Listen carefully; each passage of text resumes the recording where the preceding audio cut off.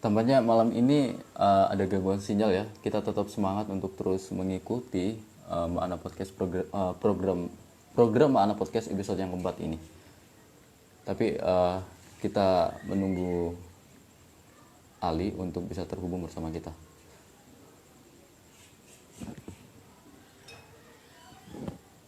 Nah, buat teman-teman yang tadi bergabung di part pertama, saya ucapkan selamat datang dan selamat malam di program Maana Podcast episode yang keempat dengan tema buku sebagai jendela dunia. Banyak sekali tadi pembicaraan atau diskusi menarik tentang bagaimana menemukan rasa minat membaca gitu kan, dimulai dari kita harus menemukan akses yang mudah agar kita bisa memudahkan para teman-teman atau generasi milenial untuk bisa cinta membaca buku. Nah, di malam ini sudah tergabung Ali Ahmad Al-Farisi. Kita akan coba invite kembali agar kita bisa terhubung dengan teman kita yang sekali lagi ini part yang kedua ya. Tadi part yang pertama kita sempat terputus. Semoga di part yang kedua ini jaringannya aman. Halo Ali, aman Ali. Tadi sempat trouble kayaknya ya jaringannya. Siap, aman-aman sekarang. Mantap-mantap, tetap semangat. Sorry ganggu waktunya. Tadi sempat aku setting ulang supaya jaringannya normal gitu. Oke Oke. Ali, langsung saja ya. Dari motivasi Ali tadi ya, motivasi Ali atau masukan dari Ali gitu. Bagaimana untuk teman-teman tadi yang membaca buku seperti apa? Pesan-pesannya, pesan-pesan gitu. Langsung aja Halo. ya, halo. Ya. Hmm. Jadi sempat terputus beberapa kali gitu kan, sampai kita lupa tadi terakhir kita berdiskusi tentang apa gitu ya. Kita langsung lanjut aja. Tadi pesan-pesan buat teman-teman gitu, mungkin tidak sempat mengikuti di part yang pertama, membaca buku, bagaimana kita memulai untuk mencintai buku, bagaimana kita untuk apa namanya bisa menemukan buku yang pas sesuai dengan kemampuan kita, kemampuan membaca kita tentunya gitu. Oke, mungkin buat teman-teman langkah awal untuk menyukai buku ini adalah menemukan buku yang memang mewakili kita. Karena dengan buku itu kita akan punya sayap untuk menemukan buku-buku yang lain. Nah, bagaimana cara kita menemukan buku itu? Ya, saran saya dengan membaca sebanyak-banyaknya buku. Mantap sekali. Gitu. Membaca dan mereview tentunya pasti itu ya. Karena kan literasi, yang namanya literasi itu pemahaman saya bukan hanya membaca, membaca, mengkaji, lalu berdiskusi gitu. Karena buku ini kan dari penulisnya adalah pemikiran penulisnya, maka perlu diperkaya juga oleh pemikiran pembaca.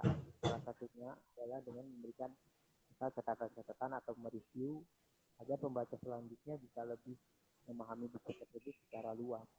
Jadi bukan hanya Jadi tidak membaca. mengangan-angan gitu ya, tidak menduga-duga ini seperti apa poin-poinnya, terus nanti kelanjutannya seperti apa gitu. Tapi sudah berapa review yang Ali tulis? Banyak sekali ya. Enggak juga, baru puluhan lah. Wow, baru puluhan. Enggak, tapi puluhan. Luar biasa sekali gitu. Tapi ada nggak salah satu review yang menarik yang Ali tulis gitu, yang Ali tulis, yang membuat Ali itu menarik. Oh, reviewnya ini kayaknya menarik deh. Bisa disampaikan untuk teman-teman atau bisa menjadi motivasi untuk saya sendiri gitu. Adakah Ya, review yang Ali tulis seperti itu? kalau yang saya tulis apa yang saya baca? Jadi kita, Yang dibaca dan ditulis. yang saya tulis tuh kebetulan juga dipajang oleh teman-teman apa di fakultas di Mading. Saya nge-review buku Carlos Maria Dominguez, judulnya tuh Rumah Kertas. Oh, rumah kertas. Iya. Ya, tipis, 70 lembaran lah, 70 lembaran, bukunya tipis kecil, tapi itu maknanya tuh dalam gitu. Bukunya tuh bikin saya ketika beres baca tuh sempat bengong juga, ternyata mungkin saya termasuk orang-orang di situ. Jadi bukunya tuh tentang obsesi seorang bibliofil, seorang pengumpul buku, tentang obsesi orang-orang yang mengumpulkan buku di rumahnya, bahkan dijadikan teman tidur, dijadikan teman makan dan lain sebagainya, sehingga dia terasing oleh dunia luar gitu. Sampai pada akhirnya si tokoh tersebut meninggalkan bukunya tuh dijadikan rumah di tepi pantai, dan pada akhirnya dia tinggalkan gitu karena dia memberikan satu buku terhadap kekasihnya. Mungkin yang bikin saya mikir tuh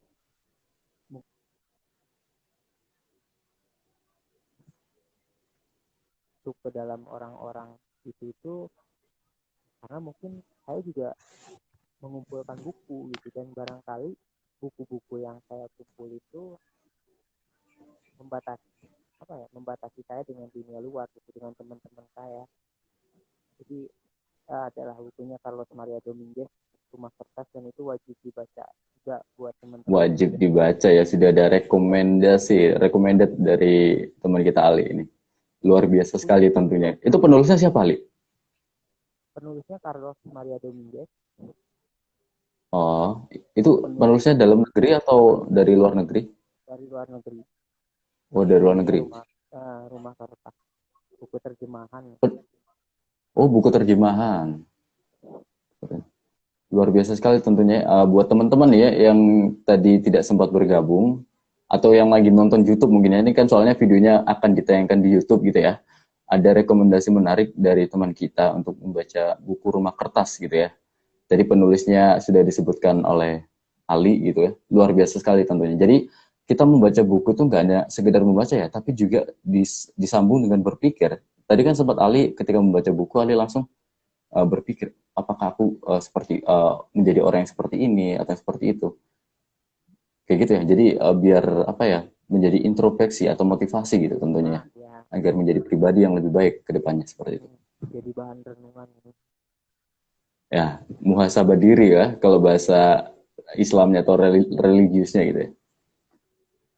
Tapi ketika membaca buku itu juga meningkatkan kualitas intelektualitas kita tentunya ya. Halo Ali. Ya tadi sempat nge-freeze ya, inilah kendala-kendala kalau misalkan ini nggak hanya kamu aja loh Li. Tadi di episode sebelumnya itu bahkan ada yang lebih parah gitu. Sama Suherman waktu itu juga kan sempat gabung di episode yang ketiga kalau nggak salah itu. Iya, yang dari Lampung. Jadi itu Masya Allah, sinyalnya itu kayak, jadi kita nyambung, kita keluar, kita nyambung, kita. Karena apa, di Suherman sendiri itu bilang bahwa di sana itu pedesaan gitu kan, jadi aksesnya itu agak sulit gitu.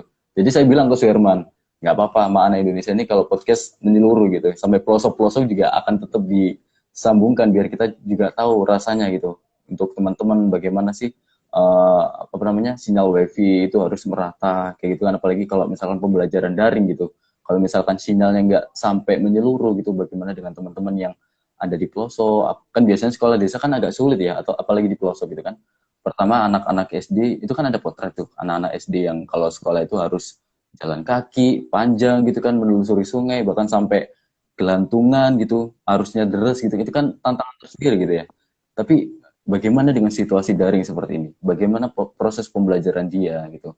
Bagaimana cara adik-adik untuk bisa mengejar mimpinya, menambah wawasannya seperti itu. Tapi dari Suherman tuh ada motivasi tersendiri bahwa peran pemuda ya, terutama di generasi kita itu, lagi-lagi ya di generasi kita itu, apalagi generasi milenial itu jangan sampai menjadi mati atau nggak berguna untuk masyarakat kayak gitu Pak.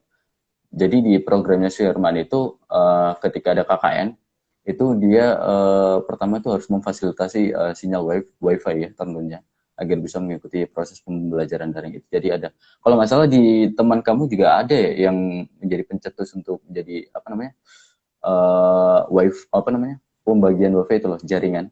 Kalau nggak salah Husni Pakarti itu juga iya. Ada Husni Jadi sama satu lagi Mas Andri. oke gitu. Tapi kalau misalkan dari pembelajaran daring ini ya, menurut tanggapan Ali gimana itu? Kalau dari aku sih, pembelajaran daring ini membuka pikiran orang tua ya.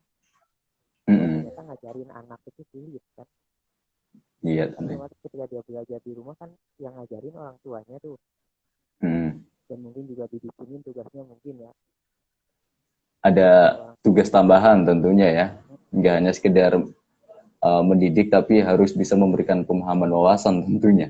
Kan biasanya cuma sekolah, kan kita biasanya nganter gitu kan, kalau orang tua ya gitu kan, nganter sampai sekolah, udah sekolah gitu. sudah Kalau ngantar misalkan sampai rumah ya sampai rumah. Akhirnya sekarang daring ada tugas tambahan gitu. ternyata mendidik anak itu nggak segampang yang mereka pikir. Apalagi itu kan baru anak mereka ya, satu atau dua orang lah. Hmm. Bagaimana dengan guru yang berpuluh-puluh gitu kan? Iya, Bagusnya sih di situ. Jadi orang tua mungkin kedepannya akan lebih menghargai apa jasa guru lah, pekerjaan guru. Bahwa ternyata mendidik anak itu berbeda. Apalagi kalau puluhan kan baik dari kemampuan, kebutuhan, kapasitas anak kan berbeda-beda. Nggak mungkin pakai satu metode. iya mantap. Tapi jeleknya itu ada plus minus. Tapi minusnya kan ya mungkin yang aku rasain di sini ya pembelajaran jadi nggak optimal karena kebanyakan yang bikin tugas itu mamanya, orang tuanya. Iya, yang ngerjain tugas juga orang tuanya gitu kan. Hmm, Apalagi nanti sistem ujiannya gimana gitu kan. Itu kan jadi apa ya? jadi PR Peran lah. pemuda untuk menemukan ide-ide inovasi gitu kan di era pandemi seperti ini gitu. Jadi nggak hanya sekedar berpikir bahwa pandemi ini sebuah konspirasi gitu kan atau penggiringan opini ke hal lain atau apa, tapi kita sebagai pemuda itu harus apa ya? Tentunya harus kritis. Yang terjadi itu apa gitu kan? Kalau misalkan sudah ada suatu masalah, jangan menambah masalah. Kalau bisa cari solusinya. Kan sekarang kebanyakan kalau udah ada masalah, ditambah lagi masalahnya, ditambah lagi masalahnya, banyak lagi opini. Itu kan menjadi suatu apa ya? Menimbulkan propaganda kan akhirnya kan. Hmm, Jadi kebanyakan tuh banyak apa namanya? Banyak masalah tapi nggak ada solusinya gitu. Jadi peran pemuda itu harus ada solusinya. Nah, salah satunya ini Ali di kenapa aku mencetuskan Ma'ana Indonesia ini, gitu kan? Akhirnya kenapa kok ada program Ma'ana Podcast. Jadi Ma'ana Indonesia ini merupakan suatu apa ya? Pencetus dari saya dan juga ada partner saya tentunya. Jadi nggak saya sendiri. Jadi di sini tuh kita tidak tidak munafik ya karena kita di era digital. Tentunya di era digital ini perkembangannya sangat luas gitu kan. Kita nggak bisa ketemu sama orang secara langsung, tetapi kebanyakan melalui sosial media gitu. Terus aku lihat gitu kan sekarang itu ketika anak muda di rumah aja, terus gabut lah istilahnya ya, nggak jelas gitu. Dia melakukan apa aktivitas? Kebanyakan mereka melakukan aktivitas contohnya live streaming gitu kan di Instagram gitu. Nah, kebanyakan juga ketika saya melihat suatu kasus atau meneliti tentunya ya, saya melihat ya live streaming boleh lah ya, tapi kan harus ada poin-poin positifnya gitu kan. Apalagi ketika ada orang yang melihat gitu. Kalau misalkan ada positifnya kan berarti oh ada motivasi gitu kan. Kalau misalkan tidak ada impact positifnya kan orang menjadi mikir gitu menjadi apa. Nah, akhirnya saya mencetuskan Makna Indonesia ini gitu. Di Makna Indonesia nanti ini ada suatu program. Nah, program pertama ini adalah Mana Podcast. Jadi ini sebagai wadah media kreator. Nanti kalau untuk para konten kreator yang bingung untuk apa ya menaruh, aku ini ada bakat gitu menjadi konten kreator, tapi aku nggak tahu tempatnya di mana gitu kan. Akhirnya saya mencoba mencetuskan bersama teman saya untuk oke lah kita harus menyediakan wadahnya. Karena apa? Karena kebanyakan sekarang itu banyak sekali konten-konten kreator. Bahkan kalau anak SD ketika ditanya cita-cita kamu jadi apa? Jadi YouTuber. Cita-cita kamu jadi apa? Jadi influencer gitu kan. Apalagi jadi selebgram. Itu kan otomatis ada suatu keinginan atau cita-cita baru kan di era milenial ini gitu. Jadi kita itu harus dituntut untuk berpikir kritis gitu kan. Berpikir kritis, menemukan solusinya, inovasi, kreatif. Makanya saya oke lah saya cetuskan Makna Podcast karena kebanyakan sekarang kan edisi-edisi podcast kan ya, baik dari tokoh-tokoh atau selebritis itu kan memanfaatkan podcast gitu. Nah, ya. di awal ini kita bentuk sederhananya aja gitu ya, karena kita juga terbatas gitu kan. Kita buatlah, pokoknya sekreatif mungkin apapun itu kita harus jadi program ini gitu. Dan akhirnya seperti ini di episode yang keempat sudah jalan dan akhirnya mengundang kamu suatu keistimewaan juga buat aku gitu kan. Apalagi kita terakhir ketemu itu di Bandung tahun 2018 ya, kalau nggak salah.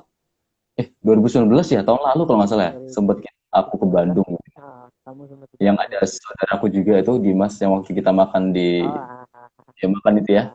Itu kan ada kamu juga, itu suatu hal yang luar biasa sih tentunya. Oh, sama yang nikahnya teman kita kan juga sempet ke sana tuh, cuma nikahan aja. sempat ketemu. Iya, Tahun nikahnya lalu aja. sih, tahun lalu kan. Kenapa? Tahun lalu kan ya, kalau nggak salah. Iya, tahun lalu. Eh, 2020 Ali, Januari. Awal 2020. Iya, awal tahun tahun ini. Itu kan menjadi suatu kebanggaan kita bisa menjalin silaturahmi dengan apa suatu ide-ide yang kreatif dan inovatif, semoga bisa menjadi contoh buat Sobat Maana ya, tentunya kita manggil ini Sobat Maana, tadi kan sempat terputus ya, Sobat Maana Indonesia. Jadi kita manggilnya Sobat Maana gitu, kalau nama brand besarnya itu Maana Indonesia. Tapi kalau untuk kita memanggil teman-teman kita Sobat Maana seperti itu, agar kita bisa akrab gitu ya tentunya bersama teman-teman yang baru bergabung. Kalau gitu. Nah, seperti itu diskusi kita malam ini. Alhamdulillah, dan juga aku ngucapin terima kasih ya sama kamu bisa meluangkan waktu dan tenaganya Siap, yang sangat Kak. luar biasa dengan diskusi-diskusi kita yang menarik. Banyak sekali ya bacaan-bacaan buku yang sudah kita kupas tentunya, supaya nanti teman-teman yang tidak sempat menonton di Instagram bisa menonton kembali di channel YouTube-nya seperti itu, dan bisa menemukan minat baca tentunya ya. Nah, sekali lagi Ali, terima kasih, maaf mengganggu waktunya. Semoga di lain waktu kita bisa berkolaborasi lagi di program Ana Podcast atau program-program lainnya ya. Nanti ditunggu saja. Sukses selalu, sehat selalu, dan tetap jaga kesehatan di sana ya. Katanya COVID di sana masih zona merah. Siap, jaga kesehatan Ya, juga, Kak. Nah, mantap. terus berkarya Stay sih safe, intinya. stay healthy, dan stay home. Kenapa Ali? Terus berkarya sih intinya. Ya, sama-sama. Jadi aku terus berkarya, kamu juga terus berkarya. Kita kan sesama aktivis harus bisa mengeluarkan ide-ide yang inovatif tentunya. Ya. Nanti kalau misalkan ada poin positif, kita bisa berkolaborasi juga tentunya. Ya. Jadi kayak ada sinergitasnya gitu. Hmm. Nah, itu aja. Selamat malam dan selamat istirahat buat Ali. Dan terima kasih buat teman-teman Sobat Maana yang sudah bergabung di Maana Podcast di episode yang keempat dengan tema buku sebagai jendela dunia. Wassalamualaikum warahmatullahi wabarakatuh. Terima kasih Ali. Yuk, sama-sama.